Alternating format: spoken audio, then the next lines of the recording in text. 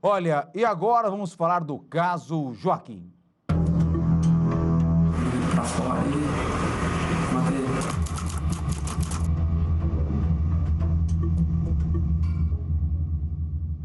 O advogado de Guilherme Longo, o padrasto do menino Joaquim, vai entrar com recurso contra a decisão da juíza de Ribeirão Preto, que proíbe o julgamento aberto ao público e também à imprensa. Além disso, o advogado vai entrar com habeas corpus, pedindo a unificação do processo do padrasto e da mãe do menino. Ele quer que os dois sejam julgados juntos.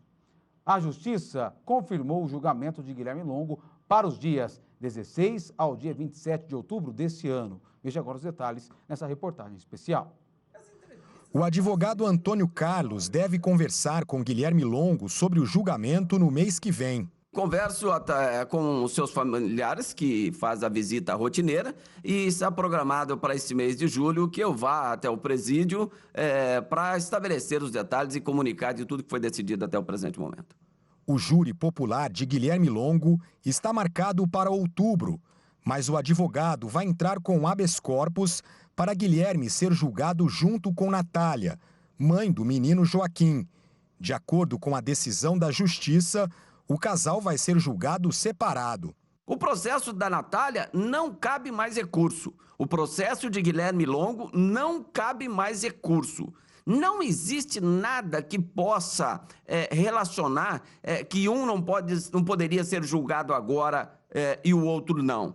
Os dois processos estão preparados para julgamento. Na data que foi marcado o júri de Guilherme Longo, poderia ter sido marcado o da Natália também, que alguns procedimentos que ainda exigem da Natália, que é a indicação de rol de testemunha, isso não leva tempo. Então a defesa não entende o porquê não houve esta unificação. O promotor Marcos Túlio não vai pedir para o julgamento ser junto, mas concorda que Natália e Guilherme devem ser julgados no mesmo júri. Imagina ter que repetir esse julgamento, toda essa estrutura em duas datas distintas, sendo que ambos participaram da mesma situação fática, as mesmas circunstâncias, respondem os dois por homicídio triplamente qualificado, muito embora ela na modalidade omissiva. Então, nada justifica, até por questão de celeridade da justiça. Ou seja, Guilherme e Natália praticaram os fatos no mesmo contexto e devem ser julgados na mesma oportunidade. O advogado também vai entrar com um mandado de segurança para o júri ser aberto ao público e exibido pela internet. Essa decisão em cercear o público no plenário, com fundamento no Estatuto da Criança e do Adolescente, não procede.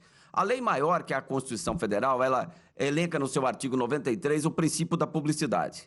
E, principalmente em relação ao Tribunal do Júri, onde a sociedade deve fiscalizar, né, os seus agentes que ali vão estar representando a sociedade. Então, esse princípio deve ser observado. É lógico que tem as exceções. Esse caso não é uma exceção.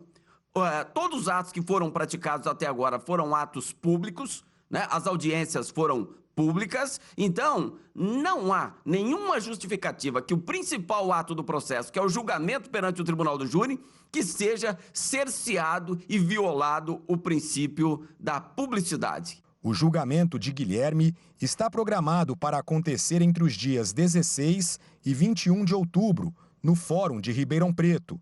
No dia 16, início do júri, dos depoimentos de testemunhas e informantes de acusação. Dia 17, mais testemunhas e informantes comuns às partes. Dias 18, 19 e 20, novas testemunhas e informantes da defesa. E no dia 21, interrogatório, debate, réplica e tréplica. Não é a defesa que vai prolongar o julgamento. Muito pelo contrário, nós temos pressa. Eu acho que se o tribunal resolver essas questões colocadas pela defesa, até mesmo antes da data de outubro, seria possível a realização do julgamento. Então, o que a defesa quer? Que o julgamento se realize o mais breve possível, mas respeitando a Constituição e respeitando as normas de direito infraconstitucional. Joaquim tinha 3 anos quando desapareceu na madrugada do dia 5 de novembro de 2013. A mãe, Natália, acordou e percebeu que o filho não estava em casa. Ela e o padrasto, Guilherme Longo, começaram a procurar pela criança. A polícia militar foi chamada e as buscas pelo menino continuaram. Quase uma semana depois, o corpo de Joaquim foi encontrado boiando no Rio Pardo, perto de Barretos. As investigações da polícia apontaram que Guilherme Longo e Natália Ponte devem responder por homicídio doloso, quando há intenção de matar. Natália chegou a ficar presa, mas responde em liberdade desde a época do crime. Já Guilherme está preso em Tremembé. Em dezembro do ano passado, uma decisão judicial determinou que o julgamento de Guilherme seja mantido em Ribeirão Preto. Sobre o júri de Natália, o advogado Natan Castelo Branco, que defende a mãe de Joaquim, informou que ainda não há data para o julgamento dela. Ele disse também que não vai recorrer, porque concorda com a decisão de manter o julgamento separado. Guilherme Longo e Natália Ponte são acusados de homicídio triplamente qualificado.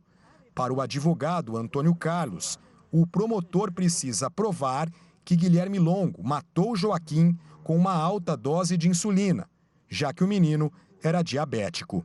Existe um princípio constitucional que é o princípio da garantia constitucional da inocência.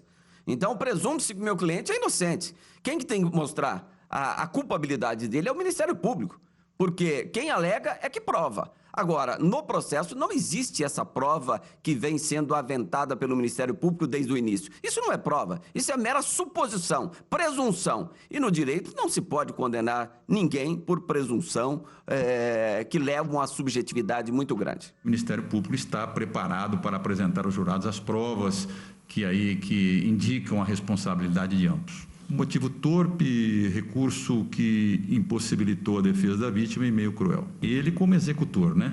E ela por ter se omitido aí na guarda e na defesa da criança e ter permitido que ele tivesse acesso a ela e fizesse o que fez. Então ela na modalidade omissiva, por ser mãe da criança, e ele por ter sido o executor do crime.